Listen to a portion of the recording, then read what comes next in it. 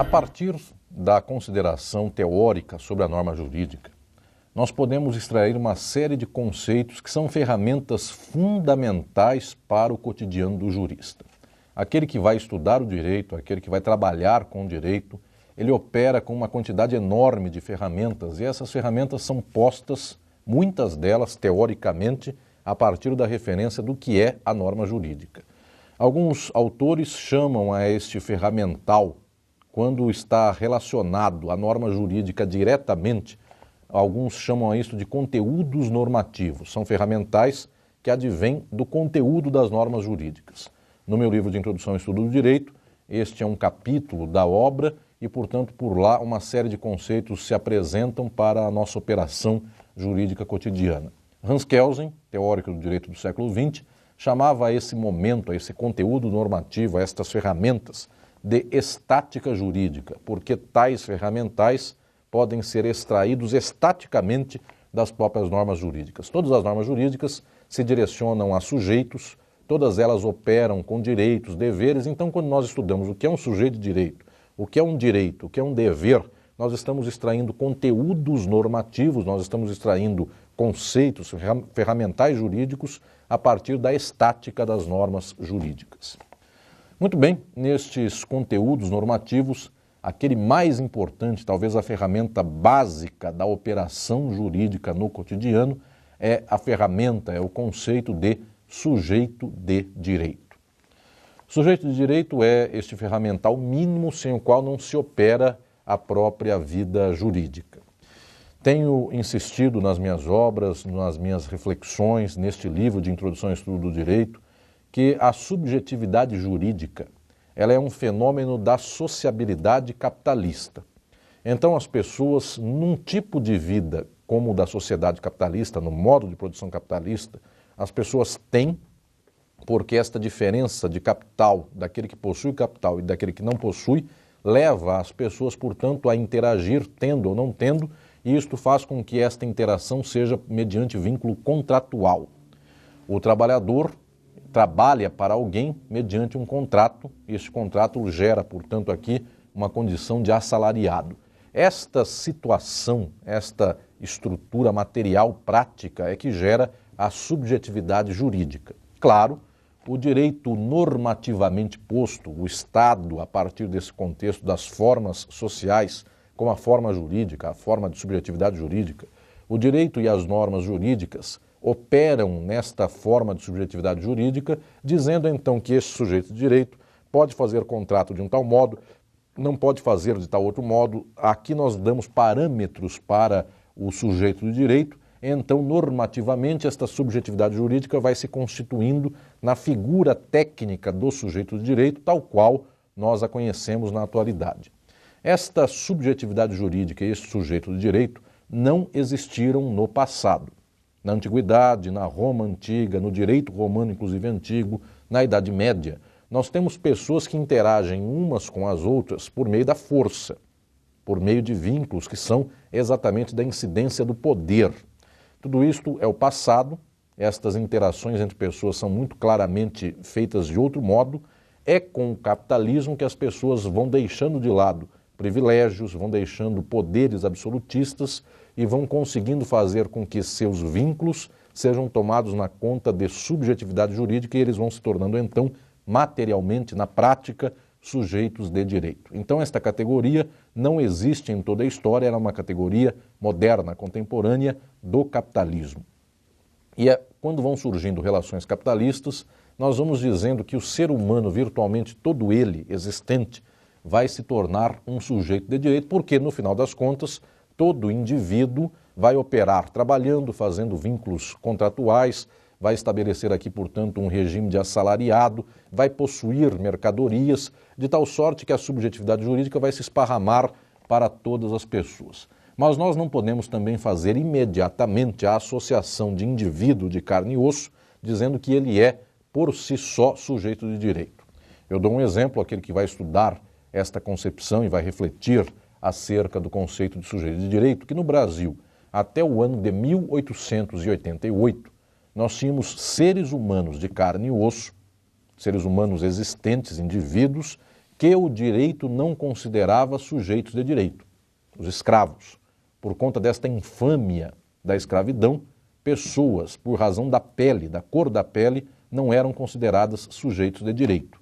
Então, não podemos dizer que imediatamente existindo um indivíduo ele já é sujeito de direito, porque a história prova aqui reiteradamente que esta construção da subjetividade jurídica não se estendeu imediatamente a todos e ainda hoje no mundo nós temos modulações muito variáveis acerca desta subjetividade jurídica, possibilidades que algumas pessoas têm, outras não têm, direitos que nós não estendemos, inclusive, a todas as pessoas. Basta ver que em boa parte do mundo, direitos que nós damos, por exemplo, a heterossexuais para casamento, nós não damos a homossexuais. Portanto, a subjetividade jurídica não é uniforme, universal, totalmente estendida para todas as coisas, para todas as pessoas. Mas o fato é que, dado que as pessoas consomem, circulam, vendem sua força de trabalho, a subjetividade jurídica hoje tendencialmente é levada a todos para que possam, inclusive, vender, comprar, se vender e comprar trabalho de outros, e isto faz com que as pessoas físicas sejam eminentemente sujeitos de direito, mas não exclusivamente, não necessariamente assim, mas nós também temos historicamente no capitalismo uma segunda figura que é sujeito de direito. Esta segunda figura é aquilo que nós chamamos de pessoa jurídica.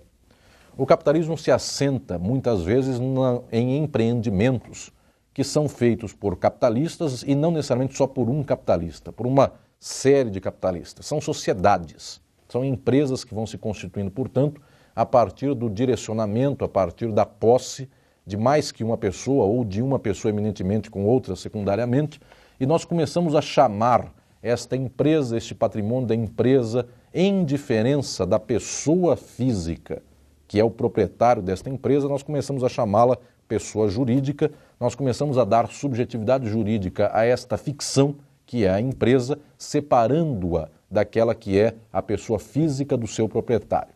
Muito bem, isto vai se estabelecendo historicamente no capitalismo, inclusive para permitir dinâmica de negócios e também, de outra maneira, para preservar o patrimônio do capitalista das eventuais crises e das eventuais derrocadas daquelas que sejam suas empresas.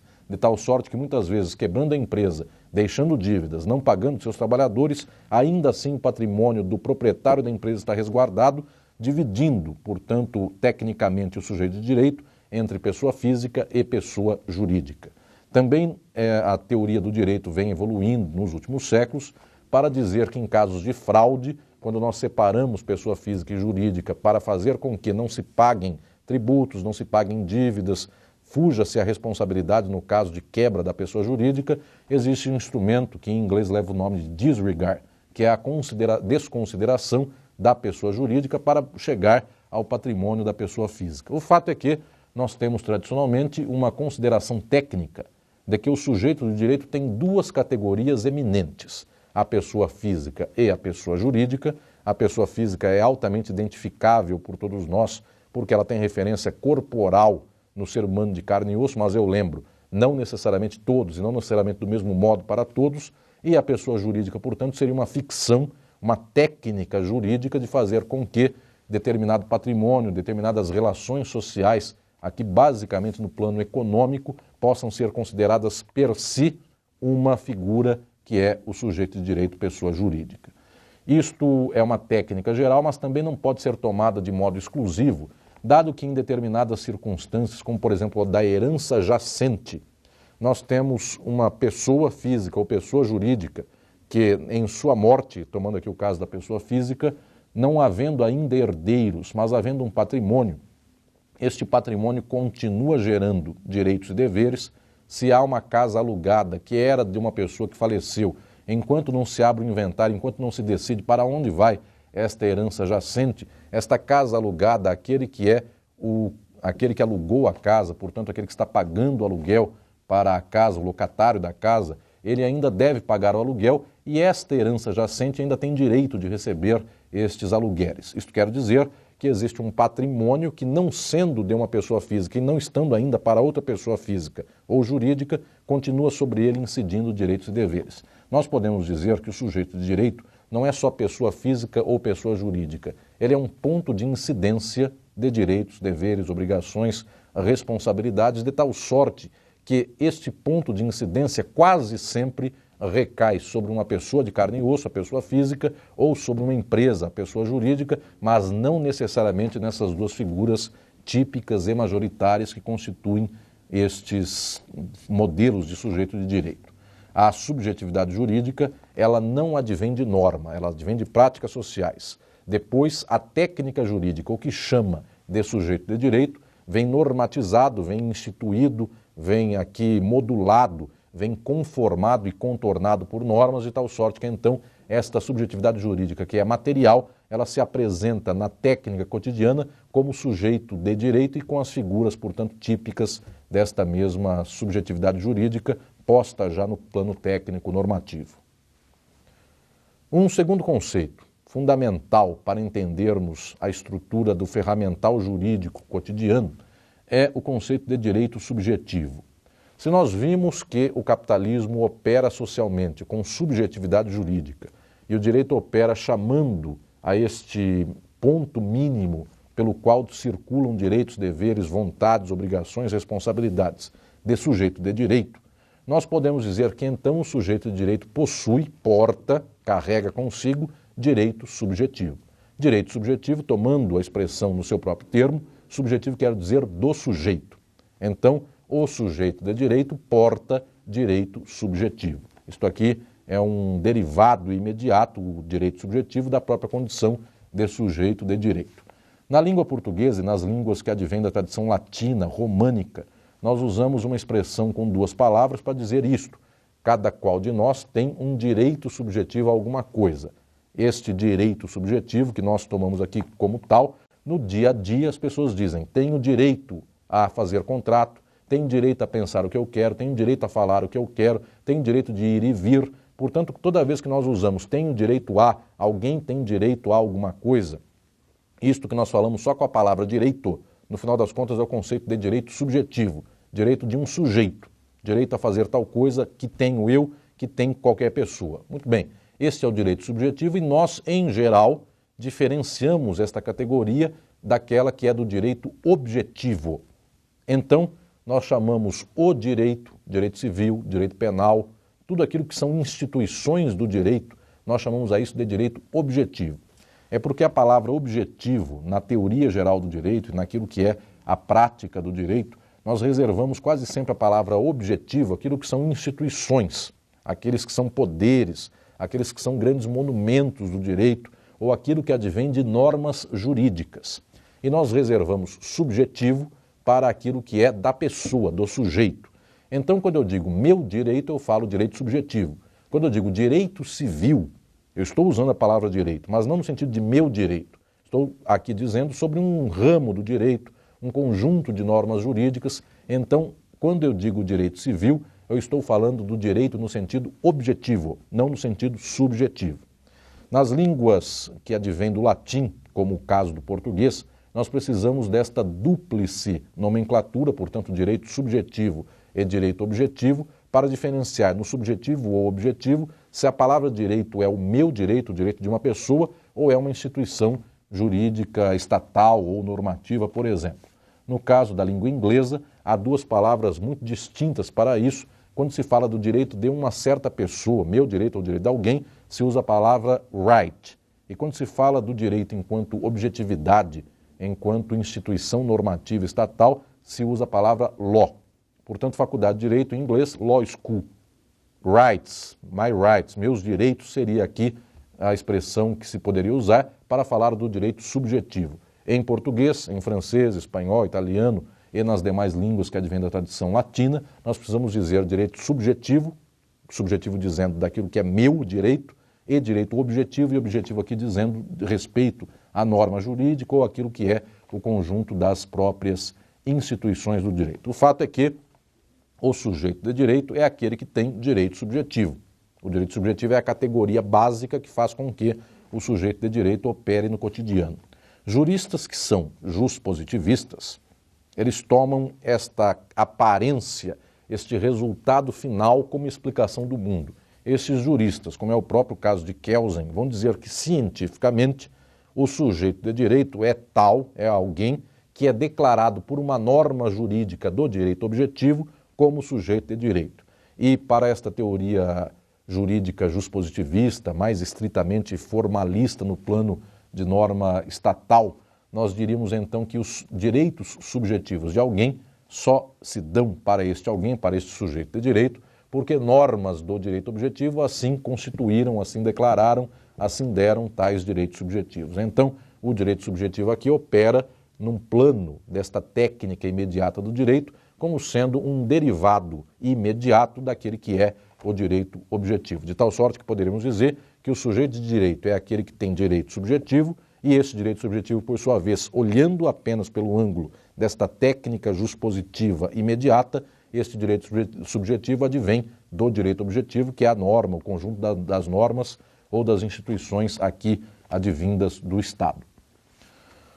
Neste conjunto de conceitos de direito subjetivo, direito objetivo e eminentemente de sujeito de direito, advém mais conceitos e a partir de agora um destes que estão muito ligados a esse contexto é o conceito de dever. Inclusive, o jurista e o não jurista, no dia a dia, dizem que os direitos que alguém tem são acompanhados também de deveres. Nós sempre operamos, inclusive, neste par, direitos e deveres. Muito bem, quando eu digo de direitos aqui, falando de direitos e deveres, eu me refiro a esta concepção de direitos subjetivos que tem alguém relacionados aos seus deveres ou deveres de outros em face desses mesmos direitos. Se nós tomarmos o conceito de dever pelo ângulo desta teoria juspositiva, nós vamos observar que este dever é eminentemente posto a partir de normas jurídicas que são, aqui neste caso, estatais. Quero dizer aqui que, tomando a fórmula proposta por Kelsen e depois reiterada por outros, acerca de como funciona uma norma jurídica, nós vamos perceber que uma norma jurídica dá uma hipótese, a essa hipótese imputa uma consequência. É uma relação aqui de imputação, uma relação de dever ser, é uma relação deôntica.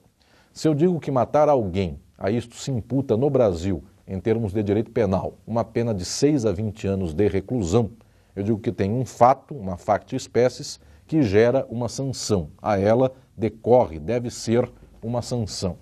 Tecnicamente, para a teoria do direito, dever seria a conduta contrária daquela que gera uma sanção.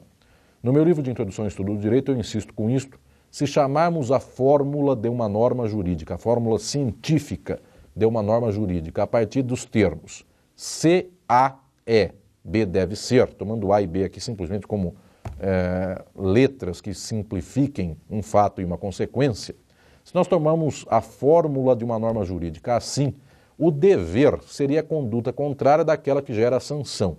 Então, se a fórmula foi escrita por nós, C-A-E, B deve ser, o dever é não A, não fazer o A. Mas se o A for feito, for realizado, se, portanto, aqui houver uma incidência de uma hipótese tal, a partir daí, então, nós teremos uma consequência que é B. Dever seria, portanto, simplesmente, nos termos da teoria geral do direito, a conduta contrária daquela que gera a sanção, tomando em termos muito simples, obviamente, isto se torna mais complexo quando nós pensamos, por exemplo, casos de sanções premiais, nas quais então o dever fica muito perdido, inclusive porque perde-se a referência aqui da sua carga moral, da sua carga de implicação, inclusive quase religiosa ou de horizonte de expectativa ideológica das relações sociais. Muito bem, esse seria o dever pensando numa fórmula normativa tal qual esta apresentada por Hans Kelsen, o dever seria aqui pensado naquele momento que é o momento dos fatos. Se um fato gera sanção, o dever seria a conduta que não levaria a esta mesma sanção. Mas também existe um conceito fundamental da teoria do direito, que é o conceito de responsabilidade. Dado o fato de que ocorreu aqui uma hipótese que gera sanção, haverá, portanto, uma sanção. E ao tomar para si as implicações desta sanção, alguém, portanto, assume a responsabilidade sobre o fato. Quase sempre, na vida jurídica cotidiana, nós dizemos que aquele que gerou um fato é aquele que responderá pela implicação deste fato, no caso aqui, tomando, por exemplo, a sanção. Então, nós costumamos dizer que o sujeito de direito que fez o fato é o mesmo sujeito de direito que responderá sobre o fato. Então, dever diz respeito à conduta que não gera sanção, diz respeito a não fazer o fato que gera sanção, e o conceito de responsabilidade diz respeito ao assumir as implicações, a sanção, tudo aquilo que deriva como imputação deste fato que foi realizado. É preciso que nós consideremos que esse conceito de responsabilidade também se desdobra, porque tradicionalmente dizemos que existe um emparelhamento entre quem fez um fato e responde pelas implicações deste fato. Isto aqui nós chamaríamos de responsabilidade subjetiva. A palavra subjetiva é sujeito, mesmo o sujeito que fez o fato e que tinha o dever de não fazê-lo.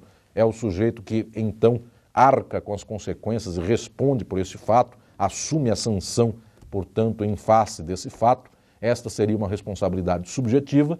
E a responsabilidade objetiva, lembrando aqui que a palavra objetiva na teoria do direito diz respeito à norma jurídica, esta responsabilidade objetiva não emparelha aquele que fez o fato com aquele que responde e, portanto, assume a sanção e assume a implicação em relação a esse fato. A responsabilidade objetiva já põe de início, mediante norma jurídica, quem responderá por fatos ocorridos, ainda que não seja esta pessoa diretamente a que fez este fato.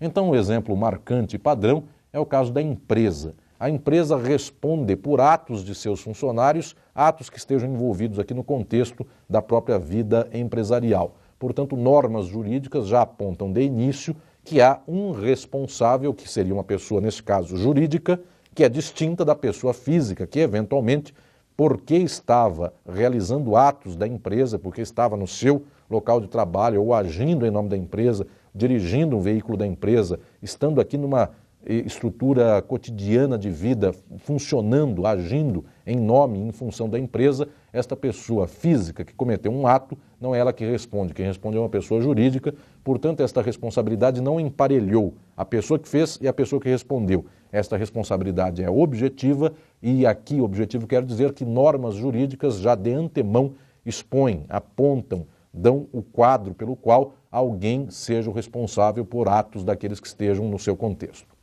Muito bem, dever, responsabilidade são conceitos que também se extraem no nível de uma teoria do direito, no nível de uma teoria, aqui nesse caso, justpositivista do direito, que se extraem do contexto das normas jurídicas.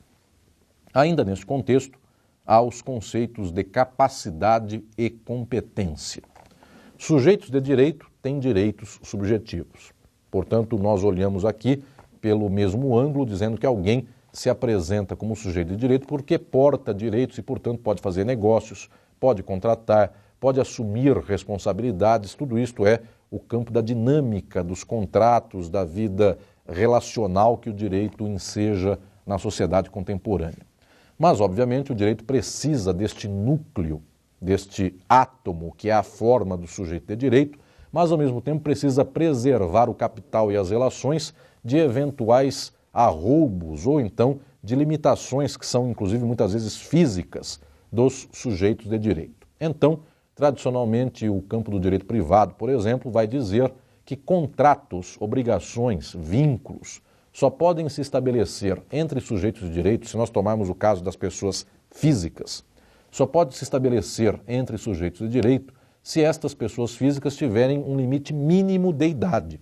Este limite mínimo de idade possibilita com que estas pessoas tenham aqui instrumentos materiais pelos quais possam responder eventualmente, possam entender o que estão fazendo, mas isto aqui é um parâmetro, é uma modulação que, ao final das contas, busca salvaguardar o capital, busca salvaguardar o contrato, a empresa, aquilo que seja a apropriação de alguém, porque, inclusive, opera dando responsabilidade a outra pessoa.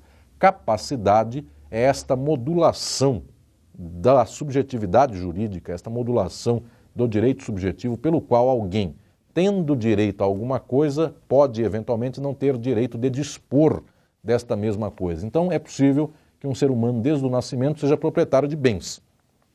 No entanto, ele não pode dispor desses bens até uma certa idade e neste momento então, não podendo dispor dos bens, ele tem um responsável, um tutor, um curador, a pessoa que possa, portanto, por ele responder e agir fazendo negócios em seu nome e em seu interesse. No direito, no mundo inteiro, a capacidade é essencialmente um conceito que se põe no plano aqui de nível etário. Então, os países do mundo buscam modular esta capacidade para dispor de seus direitos, para fazer negócios, a partir de uma faixa que é etária. Quem não é do campo jurídico pensa que capacidade é uma habilidade extraordinária ou uma habilidade suficiente para alguém fazer negócios na vida civil. Não é isto, não é esta possibilidade, esse tirocínio de fazer vinculações relacionais ou de contratos ou negócios. Capacidade é um corte formal, dado por normas jurídicas, em geral um corte etário, para fazer com que a partir daí alguém então possa dispor livremente, autonomamente, dos seus direitos subjetivos. E claro, também há modulações desta capacidade, eventualmente por conta de impossibilidades físicas de alguém, por conta inclusive de interdições. Isto faz com que a capacidade de uma pessoa seja diminuída, muito embora ela já tenha ganhado esta capacidade em termos etários, isto faz com que ela venha a perder ou a diminuir o rol destas capacidades em algum momento. Aquilo que funciona como capacidade para o direito privado também funciona para muitos outros ramos do direito, capacidade para responder penalmente. Então é a capacidade penal que também se dá a partir de uma faixa etária, capacidade eleitoral, seja ela de votar ou de ser votado, também tem modulações etárias e modulações aqui envolvendo outras normativas jurídicas. Nós também usamos o conceito de competência. O conceito de competência vai aqui junto com o conceito de capacidade, é que ele é quase sempre utilizado para o campo das pessoas jurídicas, enquanto capacidade é muito lembrado para o campo das pessoas físicas. E competência também se dá deste modo. Dado que uma empresa possui muitos funcionários, possui gerentes, possui diretores, possui presidentes, estas empresas elas precisam modular quem dentro desta empresa responde e pode fazer determinados atos. Isto é competência. Dentro do Estado nós também usamos a palavra competência, o conceito, o ferramental normativo de competência. Então nós dizemos que a um delegado compete fazer determinados atos e ao juiz de direito compete outros atos. Ao juiz de direito estadual compete o julgamento de determinadas causas, ao juiz federal do trabalho compete o julgamento de outras determinadas causas. Tudo isto é mediante estatuto, mediante norma, mediante direito objetivo. Portanto, as normas, os estatutos, os tratados, as convenções, aquilo que organiza a vida interna da empresa ou do Estado, tudo isto possibilita aqui observarmos a quem compete dentro destas organizações determinados atos e, portanto, também determinadas implicações e responsabilidades sobre os mesmos atos. Capacidade e competência, portanto, modulam, dão aqui contorno à subjetividade jurídica, ao sujeito de direito, às suas condições, inclusive, de direito subjetivo. Um conceito fundamental que ainda advém desta tradição dos conteúdos normativos, negado por muitos, mas ainda muito importante para entendermos este conceito da estática jurídica, é o conceito de relação jurídica. Nós temos uma dinâmica social muito grande, esta dinâmica ela está estruturada por formas sociais, estas formas sociais estão conformadas por normas jurídicas e, tradicionalmente, alguns percebem que estas relações jurídicas são um núcleo do próprio direito. Hans Kelsen é um teórico que no século XX vai dizer que a relação jurídica não é o conceito fundamental, porque o fundamental aqui se põe no campo das normas jurídicas, normas operam com normas, normas e normas incidem sobre determinadas pessoas, sobre determinados pontos ou sobre determinados fatos, de tal sorte que Kelsen vai dizer que mais importante que a relação entre pessoas é a relação entre normas. O fato é que a sociabilidade capitalista opera numa relação entre pessoas e opera também numa relação entre normas. Há formas sociais como a forma sujeita de direito e a forma política estatal, e esta forma conforma, nos termos aqui falados, já referenciados, esta norma estatal conforma estas mesmas relações de subjetividade jurídica. Quer dizer com isto que quando pensamos em relação jurídica, ela não é simplesmente uma relação aberta entre pessoas sem norma, mas também não é simplesmente uma relação de norma, como se nós não entendêssemos que há aqui uma dinâmica estruturada das próprias relações sociais. E teóricos deste campo juspositivo ainda insistem em elaborar conceituações a respeito da relação jurídica. Eu lembro de Alf Ross, que vai dizer que as relações jurídicas permeadas por normas jurídicas, elas devem ser pensadas no plano de igualdade entre pessoas e normas, de sujeitos de direito, e relações permeadas por desigualdade. Quando um Estado faz um tratado com outro Estado, os dois são Estados soberanos, mas eles operam no nível da igualdade.